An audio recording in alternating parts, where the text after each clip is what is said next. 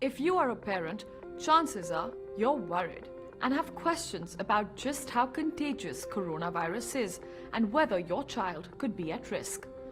Misinformation has cropped up across the internet since coronavirus, or COVID-19 as it's now called, began spreading. So we asked UNICEF's health experts to get us the facts. Here are 6 things they think you should know. The virus is transmitted through direct contact with respiratory droplets from an infected person and by touching surfaces that are contaminated. Tell your children to maintain at least 3 feet of distance between themselves and people who are coughing, sneezing, and have a fever. Symptoms of coronavirus can include fever, cough, and shortness of breath. In more severe cases, infection can cause pneumonia or breathing difficulties.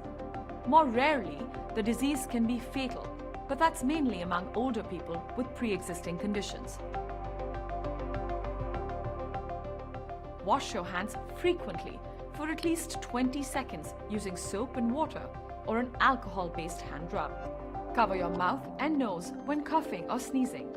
Use your elbow, like this, or use a tissue and then throw it in the bin immediately after. Not really. If you don't have any symptoms, there is no need to wear a mask. Hand washing is actually more important.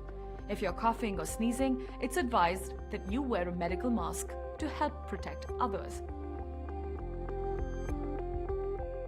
For now, there isn't enough evidence to support whether the virus is transmitted from a mother to her baby during pregnancy or what impact this might have on the baby. To date, there is no specific medicine to prevent or treat the new coronavirus. So the best thing you can do is practice basic hygiene. To learn more, follow UNICEF and the World Health Organization for the latest updates. And if you found this video helpful, pass it along to your family and friends.